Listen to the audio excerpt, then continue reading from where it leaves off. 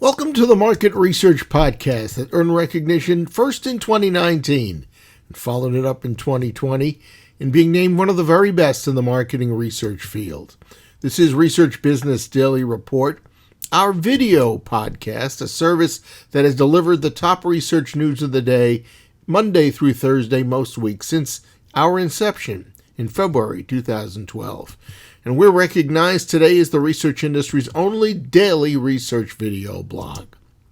Please enjoy what we have for you today and any of our other reports. And then please lend your support for this research news video series.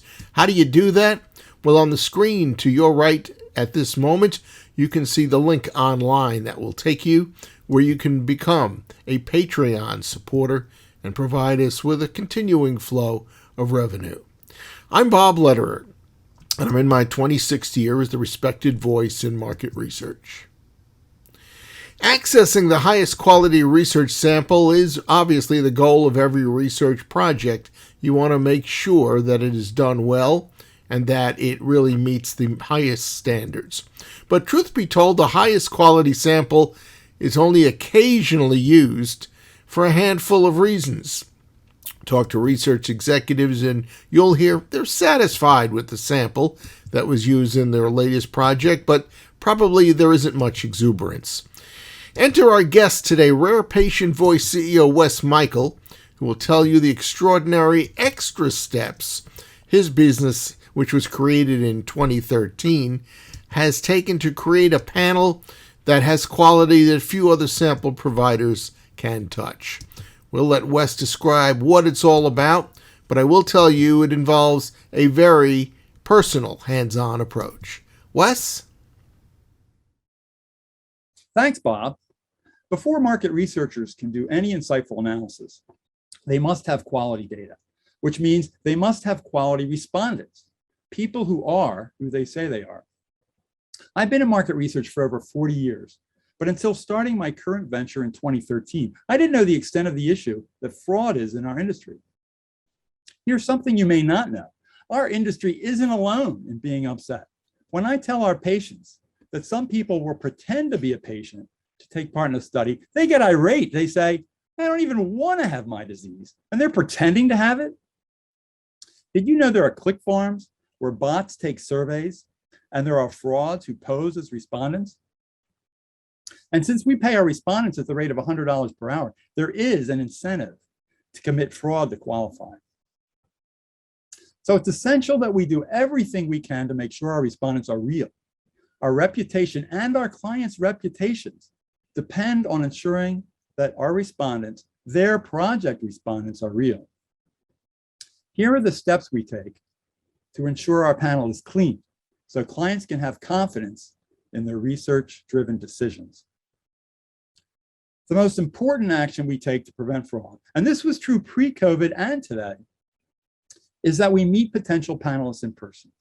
We go to patient events like walks, conferences, and educational symposia, explain what market research is, and invite patients and caregivers to join our panel. Our philosophy is that no one just walks in off the street to the National Hemophilia Foundation conference and pretends to have hemophilia just to do a survey. And if you have your doubts, we've never seen that in hundreds of events we've attended. The other benefit of meeting people is that they learn who we are, so their response to our email invitations is much higher. We're not seen as a stalker. Those we recruit in person often refer other patients to us. They'll tell their support groups, closed Facebook groups, and relatives for genetic diseases. We've found these referrals to also be as authentic as those we recruit in person. Yes, people do sign up online, so we take responsibility to make sure they aren't frauds. We run several automatic checks through our database provider for such things as IP country match, browser language match, and respondents that have been flagged by other organizations. These tools are getting better and better and are offered by several companies. But no, these tools aren't perfect. So we manually look through the information provided line by line. Is the address a real address? Does the medication noted align with their disease? Yes, we've had some people list their medication with the registered trademark. Clearly, they've just copied it from a website. or they misspell the medication. And it's not just the data entered that raises the red flag, it's the pattern, such as when 10 people in a row have an email with the name of a fruit in it. Red flag. The best way to validate a panelist is to call them. Just a few minutes makes it clear if a person has the condition they say they do. In fact, when there's a fraud, usually the phone number they provide doesn't go through, so we don't accept them. Do other panel companies do this? I can't say. We're a relatively small panel with 100,000 members, and we offer our recruits at a premium compared with general population panels. So this is very manual approach is easier and has paid off for us. We're profitable because we take such care with our panel of patients and caregivers. We also use unique links for each respondent in our studies, so one respondent can't just pass that link around to others. And when our US panelists complete a study, we pay them by check, not gift card. So they need to give us an actual address to get paid. It's easy to get 100 Gmail addresses for gift cards, but it's not so easy to list multiple street addresses. And finally, we pay close attention to any feedback from clients. Since much of our work is qualitative, with patients on a phone or webcam, it becomes obvious when someone is being vague, which is not the case with an online survey. It takes a lot of chutzpah to fake a disease in a live interview. Another aspect of keeping a panel clean is staying up to date with your panelists. People change their email addresses quite frequently on average, such as when they change jobs or just stop looking at one that is so full of junk emails. We track the responses each panelist gives to our survey requests, and when we see a period of non-response, we reach out by various means to check what is the best email to use. Worst case, when we get no response, they leave the panel. I think our churn rate is lower than other larger panels because of how we recruit and because having a voice is very important to our panelists. They know they are contributing to improved treatments and are helping themselves and those coming after them. A sample provider has to provide the cleanest possible context, and we think we're doing our best to ensure that. That wraps up this edition for Research Business Daily Report, not only for today, but for this week. We want to ask all of you in our viewing audience to do us a favor before your weekend starts, promising that it will not cost you anything.